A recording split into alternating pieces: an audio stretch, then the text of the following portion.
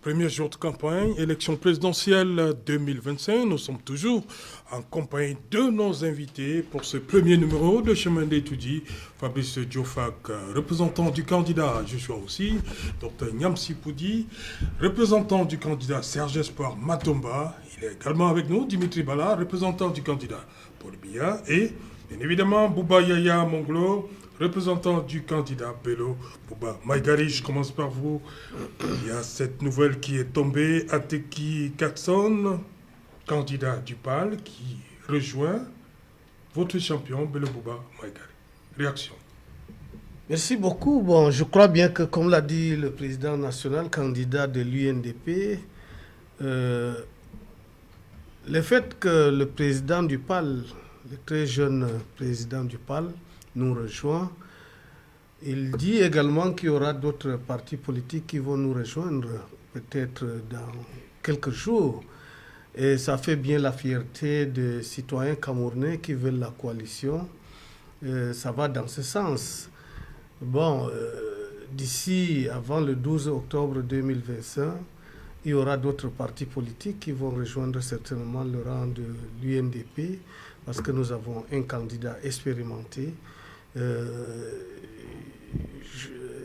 qui on ne peut plus aujourd'hui qualifier. Nous sommes tous derrière lui et nous demandons surtout aux jeunes de voir dans ce sens, de regarder dans ce sens.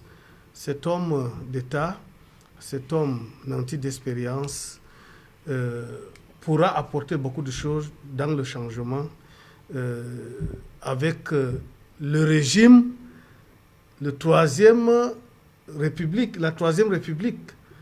Il faudrait que les jeunes autour de ce grand homme d'État doivent lui apporter un grand souffle.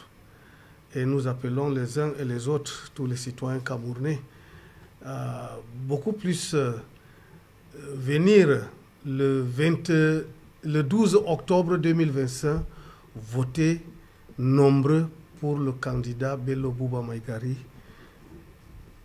candidat de l'UNDP. Voilà, candidat de l'UNDP. Voilà, merci. Voilà, Fabrice Diofa, vous avez suivi dans le journal bilingue de tout à l'heure, vous avez suivi, il y a le mot, le problème de route qui est revenu.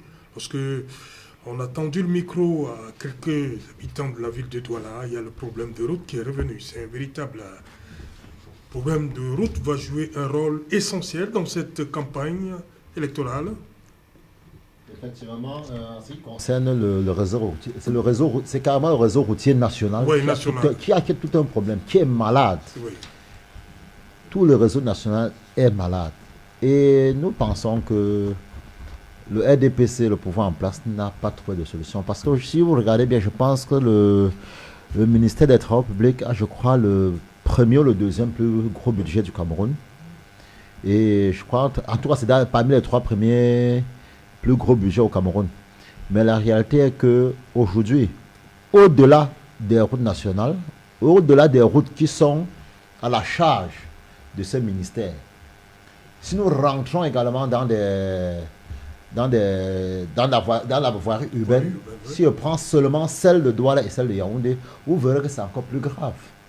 J'ai souvent la malchance de dire, nous avons une ville par exemple comme Douala, où le plus grand hôpital de l'Afrique centrale n'a pas de voie pour arriver là-bas. Un malade peut mourir dans l'ambulance parce qu'il n'y a pas de route pour accéder à l'hôpital. Le réseau national, comme on évoque, ça fait mal de nous se rendre compte qu'un pays aussi riche en tout, mais également, il faut dire, on a des bons techniciens, mais malheureusement, on nous apporte souvent des choses qui nous gênent. Il y a souvent là également d'expliquer aux Camerounais que vous savez que nous sommes le seul pays au monde à avoir importé du sable, du gravier, du ciment et de l'eau. Et à la suite de cette importation de ces choses, peut-être d'autres riz passant savoir de quoi je parle. Le stade Olembe, le stade Paul Biya est devenu le stade Olembe. C'est ça, on a importé tous les granulats, on a fait le béton en Italie, on a importé au Cameroun, où on a réussi à détruire la route Douala-Yaoundé, où on a eu des morts. C'est des petites choses qu'on simplifie. Donc on est vraiment dans un pays où le réseau routier, parce qu'il faut savoir, il faut se déplacer. Aujourd'hui, le temps, c'est de l'argent. Quand les militants du RDPC demandent que nous, on va prendre de l'argent, en fait, c'est parce qu'ils ne savent pas où. Ils ne posent pas de question où est-ce qu'on paie de l'argent. L'autoroute Douala-Yaoundé est devenue l'autoroute Yaoundé-Douala, qui fait, je crois, c'est 13 ans, où on a un maximum 70 km, 60 km. 60 km. Vous imaginez ce qu'on gagnerait dans le temps qu'on gagnerait entre Douala et Yaoundé, la ville économique, le port de Douala et la ville de Yaoundé. Vous ne pouvez pas imaginer ce qu'on gagnerait. Vous voyez des pays comme le Tchad voisin a décidé qu'avec les tracasseries, hormis seulement hormis l'état des routes, les tracasseries également policiers, vous avez vu ce pays qui dit qu'ils vont désormais trouver une autre solution pour ne plus passer par le Cameroun. Parce que l'accès, la route, qui est la chose la plus simple, parce qu'on a encore une autre chance, qu'on a un relief qui n'est même pas très accidenté.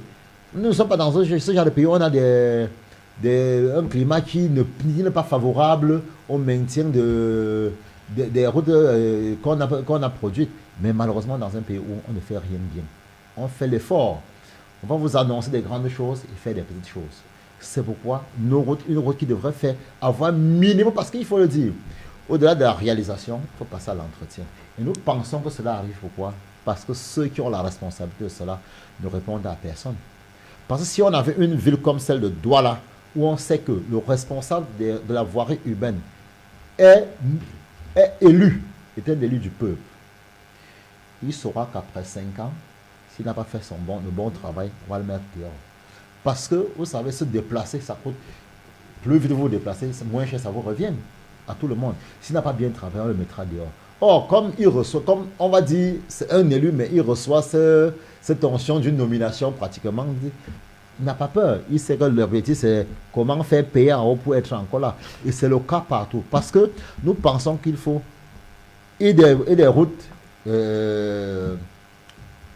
des voiries urbaines, les routes régionales, puisqu'au Cameroun, on a les routes départementales, on a les routes d'arrondissement, les routes départementales, on a les routes nationales. Nous savons que en principe, les routes nationales devraient être les priorités de l'État et non les routes inter-régions. Ou bien, c'est pourquoi nous pensons à une autre politique qui est carrément la rupture avec le système actuel. Si on a le système fédéral que nous proposons, parce que nous pensons qu'après 3 ans, nous allons proposer aux Camerounais un référendum dans lequel nous allons leur proposer que nous voulons le fédéralisme. Et ce fédéralisme nous permettra de résorber un certain nombre de problèmes, comme ces problèmes d'infrastructure routière. Voilà, justement, merci pour ces 5 minutes. Dimitri Bala, est-ce que finalement, ou bien on va dire malheureusement, ce problème d'état très délabré, avancé de notre réseau routier risque d'être le caillou dans la chaussure du candidat Biya pour cette élection? Je crois que dans cette campagne, la priorité du candidat Biya a toujours été, est et sera toujours l'amélioration des conditions de vie des populations. Et lorsque je l'ai dit, je vais le paraphraser en décembre 2024 dans son traditionnel discours à la nation, qui disait: je suis bien conscient que la voirie, l'état de notre réseau routier ne reflète pas les efforts qui sont fournis par les pouvoirs publics pour améliorer votre mobilité dans la ville, dans le pays. À côté des conditions météorologiques et des problèmes liés au financement des projets, il faut-il le reconnaître encore, ça et là, des problèmes de gouvernance. Ensemble, nous allons résoudre ces problèmes. Fin de cette citation. Donc je voudrais dire que nous sommes bien conscients des difficultés que vivent les populations, parce que nous ne vivons pas sur une autre planète. Nous avons un réseau routier qui, ça et là, a des nids de poules, qui doit encore être étendu en raison de l'accroissement des villes, en raison du volume de trafic qui accourt aujourd'hui dans une métropole comme Douala. Mais il ne faudrait pas que cette réalité-là ausculte une autre réalité qui est celle de l'extension du réseau qui existe, du réseau routier. Allez à Yokadoma aujourd'hui, il y a le goudron qui passe. À la frontière jusqu'à Kenzu, à la frontière avec la Centrafrique, ce sont des populations aussi, c'est des Camerounais aussi qui vivent là-bas, qui sont contents de recevoir cette route. Quand vous prenez aujourd'hui le réseau, la voirie dans la région de l'Ouest, ce sont des populations qui sont des Camerounais qui sont là-bas et qui ont aussi un réseau routier. Donc, il y a un certain nombre de facteurs, le volume de trafic, le financement lié à l'entretien du réseau routier, parfois malheureusement des problèmes de corruption et de corruption qui peuvent survenir, mais ça n'enlève en rien la détermination de notre candidat à améliorer l'ensemble du réseau routier de notre pays. Il a instruit que la route Ngaoundéry-Garoua jusqu'à Kousseri soit réhabilitée. Je peux dire que nous faisons confiance, les financements sont en train d'être levés et nous pensons que cette route-là va s'améliorer. Ok, voilà. Justement, Dr Niamsi, je reviens sur les Camerounais. Ce problème revient. Est-ce que vous également, vous comptez mettre un accent durant cette campagne sur l'état très délabré du réseau routier camerounais? Vous savez, il y a de cela 3 Entre mois. autres problèmes. Il y a cela 3 mois, je le disais encore sur les ondes d'une radio nationale.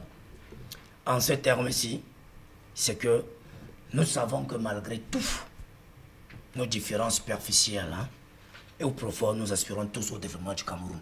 Car c'est le Cameroun la star de nos cœurs. C'est le Cameroun l'étoile filante de nos cœurs. Mais sachons toute proportion dégagée que malgré les faiblesses qui peuvent nous conduire aux erreurs viniles, malgré des fautes lourdes que certains des Camerounais arrivent à commettre, sans regarder en face qu'ils passeront, le Cameroun restera. Le PUS, avec Serge Espoir Matomba, a tourné son dévolu vers comment faire afin que ces routes soient réhabilitées. Et fort de cette expérience, lors de notre visite en Russie, pendant le 80e anniversaire du débarquement en Normandie, la grande victoire de la Russie sur le nazisme, nous avons regardé les routes en Russie, jusqu'à la place rouge. La Russie, comme tous les autres pays du monde, a aussi une pluviométrie comme le Cameroun, a un climat parfois dégradant le tronçon routier. Qu'est-ce qui peut nous imposer à regarder le modèle russe sur le bitume? La première question. Il n'y a pas de cela quelques mois, nous étions à Rio de Janeiro. Le président Matomba, le secrétaire général, et 2 de nos militants ont bien voulu faire ce voyage. Dans le BRICS à Rio de Janeiro, nous avions vu le bitume au Brésil, nous avions vu en Chine, en Inde, nous avions vu ce qui se passe à Durban, à Johannesburg. Si ces pays ont copié la façon dont les Camerounais vivent, dans ce qu'on appelle l'amour fraternel, nous aussi nous devions copier chez eux. Il faut pouvoir reconnaître qu'on imite le Cameroun pour un arbre de paix, pour un pays où il faut mieux bon vivre. Mais sauf que les Camerounais vivent de façon titanesque, avec la misère et la pauvreté, alors que le pays s'endette chaque année. Mais pourquoi les projets n'arrivent-ils pas à bon escient? Pour ce Espoir Matomba, il y a un problème qu'il faut souligner. Nous aspirons à un Cameroun prospère. Pour que le Cameroun soit prospère, il faudrait que les Yingayabas en venant à Dola y ait une route. Pour que le panier de la ménager soit riche. Il faudrait qu'à Mataba, Malatouane, Fumbot, tout ce qui est cultivé là-bas arrive à Douala à un prix bas. Si la tomate est chère au marché, aujourd'hui le maraîcher est cher, c'est parce que le coût du transport est élevé par rapport à la vétusté et le mauvais entretien de l'état de nos routes. Si nous devons être riches, cultivés, souverains et sereins, il faudrait que le déplacement sur le moyen de locomotion au Cameroun soit fin. C'est pourquoi nous allons dire que tous ces péages mis en route et ces ponts bascules devraient nous rendre compte par rapport au dégradement de cette route. On ne peut pas se mettre à faire payer aux industriels autant d'argent au pont bascule. On ne peut pas nous mettre des péages en route et qu'en retour, on ne puisse pas redonner au chauffeur l'entretien de sa voiture par un tronçon routier meilleur. Quand vous prenez l'axe Col-Besson, au Boumiébel, vous voyez que en 14 ans, on nous a présenté 57 km de route en 14 ans. Or, en 14 ans, il était normal, avec tous ces défis économiques, que nous puissions présenter au Camerounais minimum 5 tronçons viviers du Cameroun. On aurait fini Douala Yaoundé, Douala Bafoussam, on aurait fini Garoua, Ngaoundé Garoua, on aurait fini Maroua, Kousseri. Je peux regarder ceux de Figues, les chefs de Guidère qui se plaignent parfois aussi. Pour ne que citer que cela. Et regardez ceux de Reibouba qui ont un mot à dire. Alors pour ça, j'espère Matomba, l'expérience internationale, le transfert de technologie et les Camerounais à qui on devrait ouvrir la place de dire venez gagner les marchés chez vous, apporter l'expertise, évitez de nous faire venir des entreprises écrans européennes qui viennent prendre les marchés au Cameroun et après on croit que les Camerounais à l'extérieur ne peuvent pas travailler. Sans publicité, il y a 10 sociétés africaines où les ingénieurs sont camerounais. Ces sociétés sont basées en Égypte, vous connaissez la société égyptienne, en Algérie, en Côte d'Ivoire et au Gabon. C'est les Camerounais qui sont dans le tronçon routier. La preuve, 3 grands officiers de l'armée d'État de génie civil camerounais sont à l'étranger. J'ai fait une visite au Togo. Celui qui gère une société de travaux publics est un Camerounais. Au Burkina, vous avez 7 Camerounais au Burkina. Si aujourd'hui, la proximité de la réflexion, on regarde un tout petit peu cette jeunesse qui est en train de bâtir le Burkina comme un grand pays, je vous implore de regarder cette jeunesse du Burkina et regarder Serge Espoir Matomba. Nous avions des programmes et des projets pour vous, pour qu'enfin chaque Camerounais puisse partir de Douala pour Yaoundé en 2h30 dans un bus ou un véhicule 100 km/h. Voilà un challenge que de prendre Douala Yaoundé en 6 heures, pendant qu'on vous roule à 100 km/h avec les nids de poules. Le deuxième projet, c'est de faire Douala Bafoussam en 3 heures en roulant à 100 km/h, que de partir de Douala pour Bafoussam, de partir de Douala à 23h minuit pour être à Bafoussam à 4h du matin.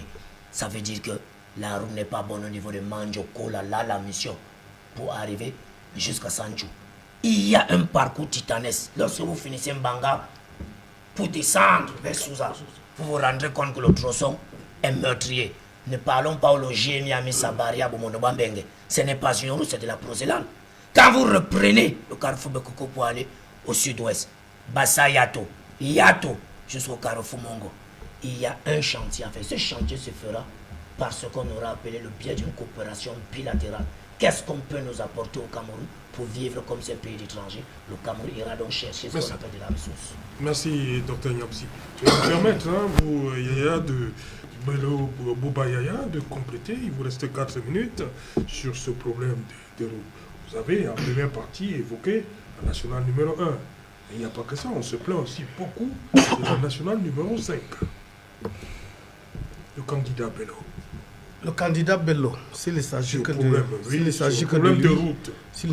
de lui, je crois bien qu'il pourra, avec ses 60 000 milliards, développer les routes.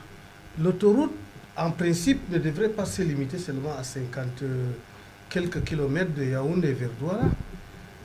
On devait faire l'autoroute entre les grandes agglomérations de la République. Nous avons ces moyens avec les ressources, le sous-sol riche au Cameroun. Nous pouvons faire des autoroutes. Prenons de Kousseri jusqu'à Maroua. Si c'est l'autoroute, il y aura moins d'accidents. De Maroua vers Garoua et de Garoua vers Ngaoundéré. Et de Ngaoundéré vers l'est, vers Bertoua, jusqu'à Yaoundé, Douala.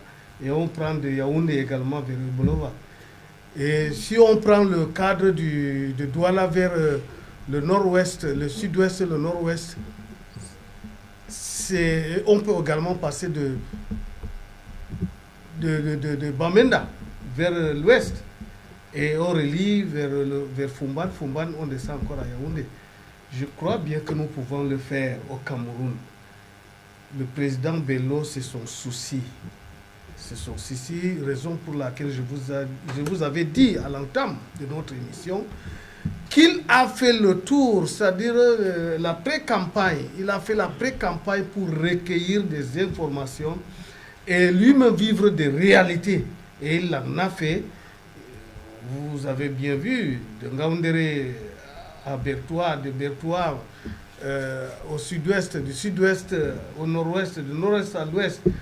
Et il est venu même dans une partie du littoral, dans le Mungo, à Bangat, il y a des meetings. Raison pour laquelle le président Bello reste encore focalisé dans le développement des routes. Non seulement au niveau des grandes agglomérations, mais aussi dans les intervilles. Il faudrait avoir les autoroutes. C'est ce qui ressemble à notre pays, le Cameroun. Ok, voilà. Dimitri, il vous restait 1 minute sur ce problème de route avant que l'on ne sorte de l'émission.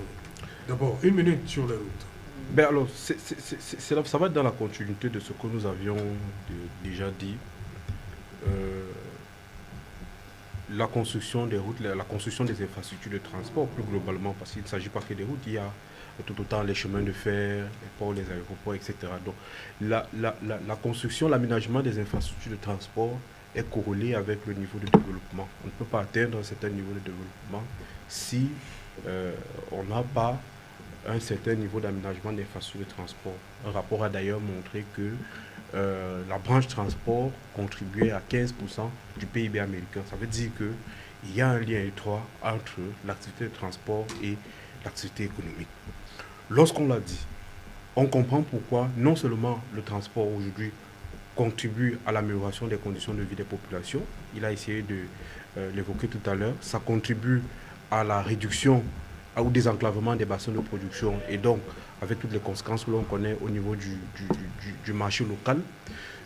Ça constitue même des voies pour maintenir l'unité du territoire. L'infrastructure de transport permet de maintenir l'unité du territoire au-delà du fait que ça peut contribuer, ça peut constituer une œuvre d'art. Donc, l'aménagement des infrastructures de transport est à la base des priorités du chef de l'État, qui en a fait l'un des piliers de son programme économique pour cette campagne. Voilà, merci. Il nous reste exactement 10 minutes. Chacun 2 minutes et demie pour, une fois de plus, s'adresser aux électeurs potentiels et électrices qui vous regardent ce soir. Je commence par qui? Vous voulez bien commencer, Fabrice Diofal? Oui, merci. Regardez cette caméra. Oui, merci, Dani Warren Zede, oh, oui. 2 minutes. Pourquoi le 12 octobre, le choix des Camerounais devait être porté sur le candidat Joshua Namangui aussi? Merci, Serge Alain. Ce que je vais dire encore aux Camerounais ce jour, que la différence entre Joshua aussi et les autres candidats, Joshua aussi, c'est pour la rupture avec le système actuel. Joshua aussi ne vient pas remplacer le président Paul Biya qui a fait plus de 40 ans de pouvoir. Joshua aussi vient changer carrément tout le système jacobin dans lequel nous vivons depuis des années. Joshua aussi ne vient pas pour un remplacement d'individus. C'est pourquoi, lui, quand il arrive, il propose quoi? Un référendum constitutionnel qui permettra de changer notre constitution, que notre pays soit une gestion désormais fédérale, où on aura un système de gouvernance qui est semi-présidentiel, où le chef de l'État ne sera plus le pape ou le roi de tout, où on aura un premier ministre qui sera celui qui aura la charge de l'exécution des projets. Donc Joshua ne demande pas aux Camerounais de lui donner le pouvoir du Cameroun, mais il demande aux Camerounais, il veut travailler pour les Camerounais. Il voudrait que les richesses du Cameroun, que chaque Camerounais partout, il se trouve sur le territoire national, et même de par le monde, chaque Camerounais doit être fier de lui, d'appartenir au Cameroun. Chaque Camerounais doit bénéficier des fruits de la croissance. Et pour bénéficier des fruits de la croissance, il faudrait qu'on partage à tout le monde partout où il se trouve. Donc nous pensons que, pour ce qui concerne le développement, nous pensons que nos mairies doivent être désormais plus renforcées afin que les populations partout où elles se trouvent bénéficient des avantages de tout ce qui peut être bien pour un pays. Le Cameroun est un pays riche et la richesse du Cameroun doit être partagée à tous les fils du Cameroun. Ok, merci. Il vous reste 1 minute. Voilà, on va enchaîner. Oui. Pourquoi le candidat Serge Espoir Matomba le 12 octobre? Serge Espoir Matomba ce 12 octobre est ce qu'on aurait appelé la révélation d'une jeunesse dynamique qui répond aux aspirations du pays appelé le Cameroun. Ce que vous n'aviez pas fait entre 30 ans, 40 ans, 50 ans, 60 ans, vous ne le ferez pas à 70, 80, 90 ans. Vous savez, chers jeunes, je vais vous dire, chercher à ressembler à un modèle, c'est lorsque le modèle vous a captivé jeune, lorsque le modèle a fait des prouesses. À un certain moment, lorsque le modèle n'arrive plus à vous impressionner, ça veut dire que c'est un modèle qui va déjà ce qu'on appelle au Britannique. Nous ne voulons pas des hommes de Britannique. Nous ne voulons pas ceux qui disent que sans eux, le Cameroun ne peut pas se faire. Le Cameroun peut se faire avec nous. Parce que je pense que ceux-là sont arrivés aux affaires, ils avaient 25 ans, 35 ans. D'ailleurs, tous ceux qui vous donnent aujourd'hui les promesses fallacieuses ont été à la défense, ont été ministres, ont été secrétaires d'État. Personne n'avait 30 ans. Pourquoi voudrait-il que vous n'arriviez pas aux affaires à leur âge?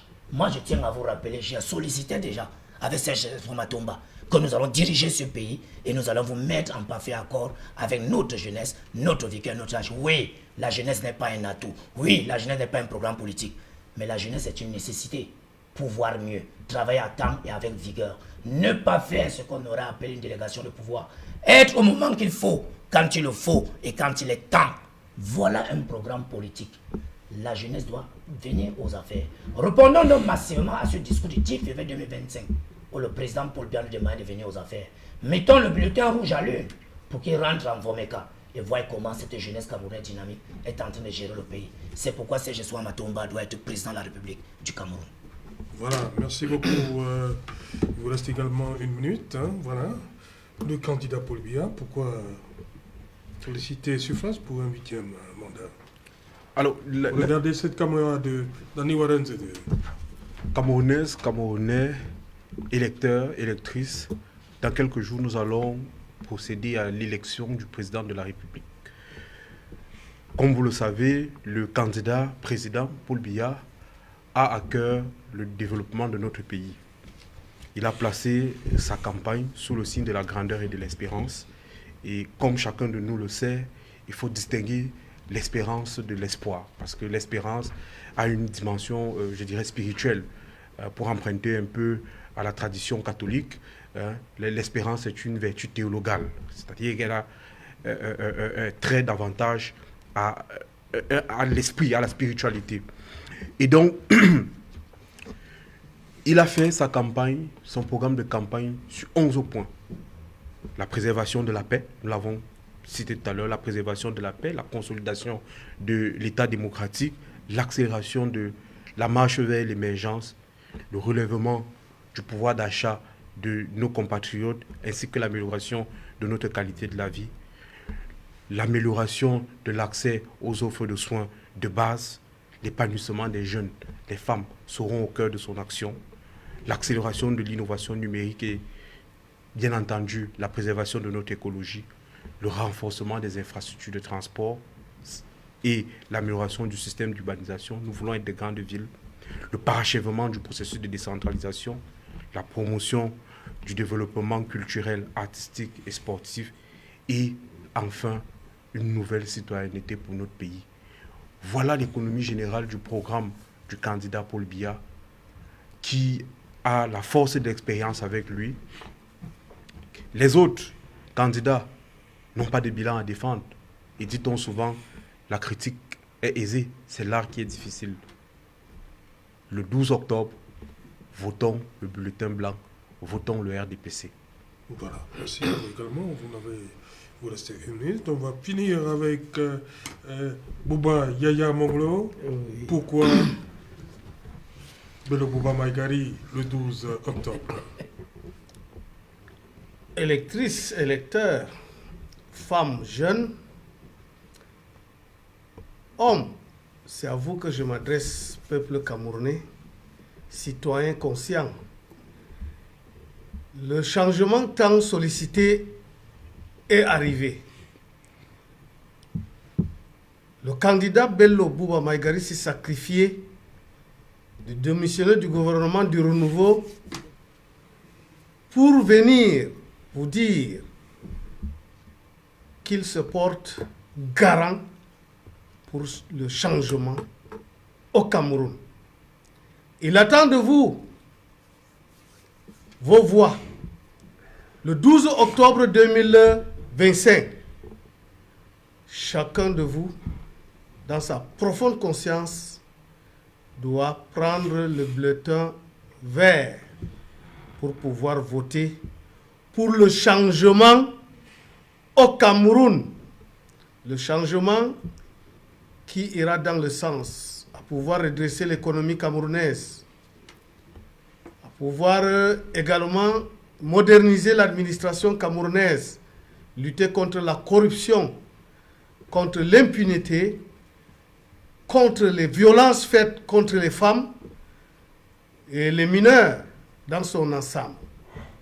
Nous voudrions, avec beaucoup plus de maîtrise, œuvrer pour sortir le Cameroun